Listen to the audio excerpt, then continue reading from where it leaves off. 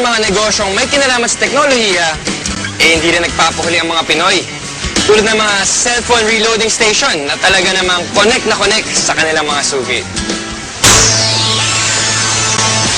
Sa panahon ngayon, isa na nga sa pangunahing pangangailangan natin ang cellphone. Kaya dapat lagi itong may load. At dito nakasilip ng pagkakataon ang iba nating mga kababayan para kumita.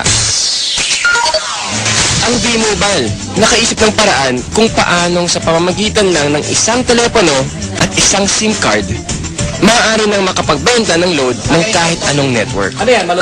Ang kaibahan nitong V-Mobile, gamit mo yung cellphone mo, makapagbebenta ka ng lahat ng klase ng prepaid, cards at saka electronic, para magkaroon ka ng negosyo. Taong 2008, nagsimula ng V-Mobile ang negosyong ito. Ang sistemang gamit nila, all-in-one load service, kaya one-stop shop ang kanilang serbisyo. Kailangan mo rito, at least meron kang cellphone, meron kang maliit na puhunan, hindi mo kailangan ng malaki, although pwede rin maging malaki ang puhunan mo. Yan depende sa kung plano mo sa negosyo. Kung gumagamit ka ng internet, napakasimple lang gagawin mo. Punta ka sa aming www.loadextreme.ph. Tapos pag nakita mo na itong website nito, diba, yung online loading, kiklik mo, lalabas dyan yung aming dialog box. I-enter mo yung account mo, papasok mo. So, in this case, pipiliin ko na lang, papasok ko yung aking sikretong PIK. Tapos mamimili ako ng produkto. Tapos, lalagay ko yung cellphone number. Kiklik mo ngayon yung send load. Pag okay natin, yun na. Pero paano ka nga ba kikita sa negosyong ito? Halimbawa, may magpapaload sa iyo ng 100 pesos. Ang babawas sa load wallet mo ay 90 pesos lang.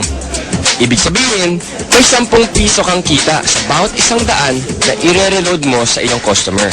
Kung kumikita ka ng 100 pesos kada araw sa pagre-reload, sa loob ng isang buwan, may kita kang 3,000 piso. Anip, tulad ni Peewee, na nakatuwaan lang daw noong una ang reloading business. Kasi nabuhat kami, nung nag-start kami noon, magbabarkada lang kami. So every night magkakasama kami. Nakakatuwa. Nung 5 na kami nagsimula, 5 members na kami. Kapatid ko, mga barkada ko. Tapos ngayon nagulat ako, yung 5 tao nagsimula niya. Ngayon, ano na kami? Almost 100,000. So actually, nag-vlog pa siya ng 100,000 members. Ngayon, sa simpleng pagpindot-pindot lang daw niya ng cellphone, kumikita raw si Peewee ng mula 1,000 hanggang 5,000 piso kada linggo. Ano pang hinihintay niyo mga kapartner?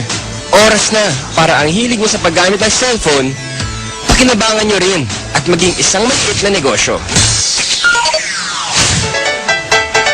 Kung mas pinili mo na lang manatili sa bahay ngayong summer, narito ang isang kapaki-pakinabang na tip.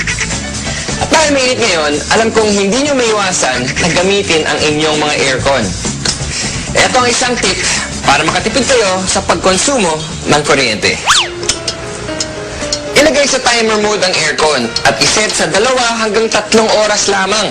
Pagkatapos ito, buksan ang ventilador para mapanatili ang lamig ng kwarto. May enjoy mo na ang lamig, makakatipid ka pa. O di ba? Pwede naman eh. Kaya mga kapartner, tandaan, dapat maging wais all the time. Ano ba masasabi natin?